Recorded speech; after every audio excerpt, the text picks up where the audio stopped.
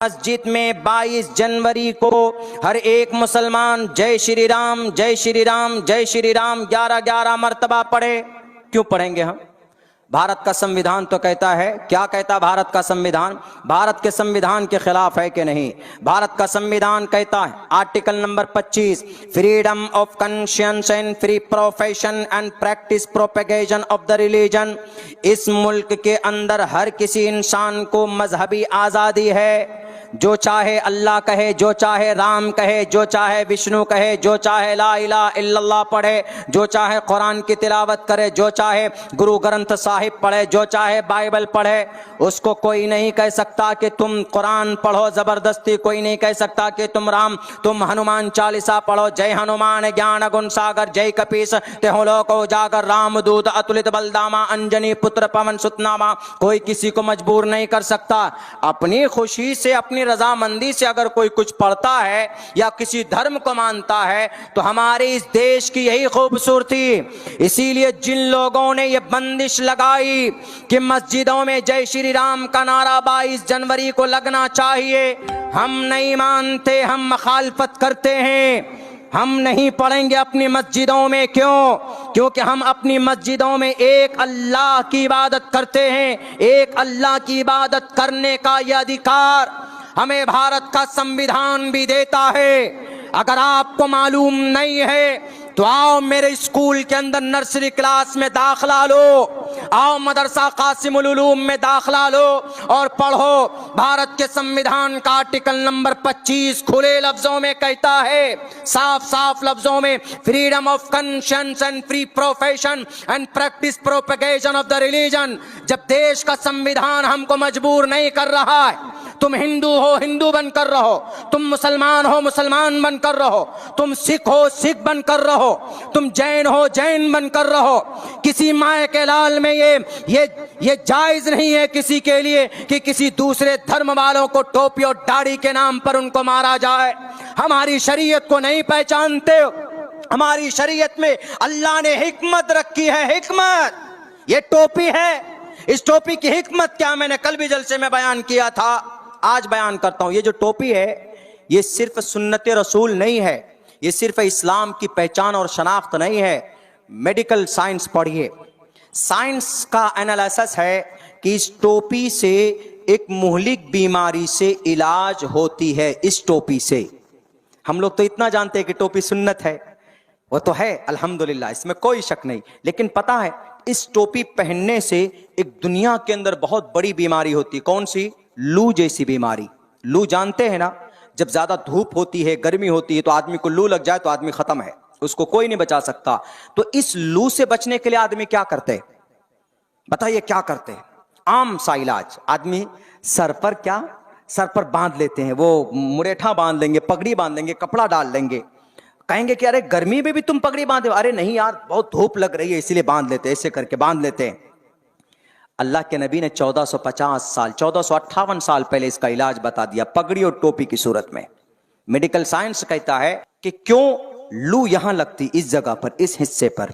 ये यहां पर मगज है, यहां पर वो ब्रेन है, उसके इस हिस्से पर जो लू को, गर्मी को कंट्रोल करने का जो सिस्टम अल्लाह ने रखा है वो यहां पे रखा है, इस जगह पे रखा है।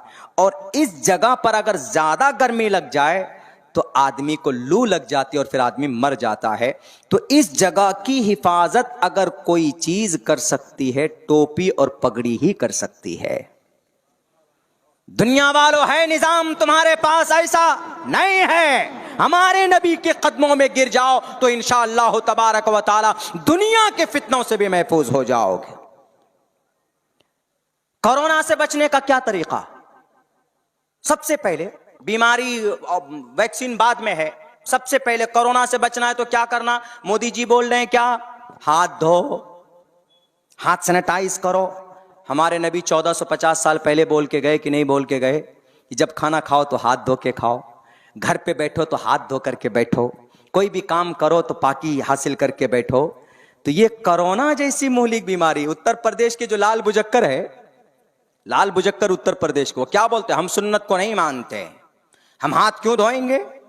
तो अल्लाह कहता हाथ नहीं धोगे, सुन्नत को नहीं मानो, लाओ कोरोना को भेज दिया चीन से, जाओ कोरोना जरा समझा दो हाथ धोने की क्या फजीलत है। कोरोना आया, आने के बाद कब्जा किया, उसके बाद सब लोग चीखने लगे भैया कोरोना से बचना है तो हाथ धो करके पकड़ो किसी चीज को। अब यानी अल्लाह के नबी की सुन्नत का जो फायदा 1458 साल पहले बताई गई थी, अब इन लोगों को अब कोरोना ने समझा दिया। नहीं समझोगे तो कोरोना तुमको इसका फायदा समझा देगा। दूर से दूर दूर रहो, 6 फीट दूरी कोरोना से है, बचना जरूरी तो रहो 6 फीट दूरी, सोशल डिस्टेंस है ना। पता है ये क्यों किया था?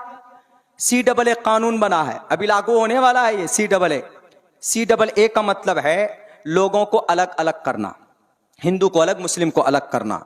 तो अल्लाह ने कहा अच्छा बहुत भेदभाव कर रहे हो तुम, एक कोरोना जाओ जरा बता दो भेदभाव क्या होती, सबको अलग अलग करो। तो कोरोना ने आकर, कोरोना आया तो सबको बता दिया, कोई किसी से नहीं मिलेगा। मिलता था कोई किसी से? कहीं पर भी नहीं। रेलवे लाइन में भी दूर खड़े रहो, चाय के दुकान में भी दूर खड़े रहो। मोदी जी भी बोलते थे दूर खड़े रहो अगर कोरोना से बचना है। तो यह अल्लाह ने कोरोना के जरिए से बचा दिया कि भाई CAA तुम भेदभाव करना चाहते हो, लोग कोरोना ने तुमको बता दिया कि तुमको दूर कैसे रहा जा सकता है। अपने बच्चों से भी लोग दूर हो गए।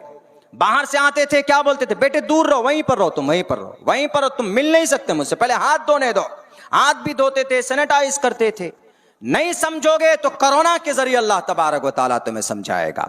मेरे भाइयों, तो ये सारी बातें कुरान हदीस, इनकी बका, इनकी हिफाजत सिर्फ एक जगह है, मदरसा और मकतब।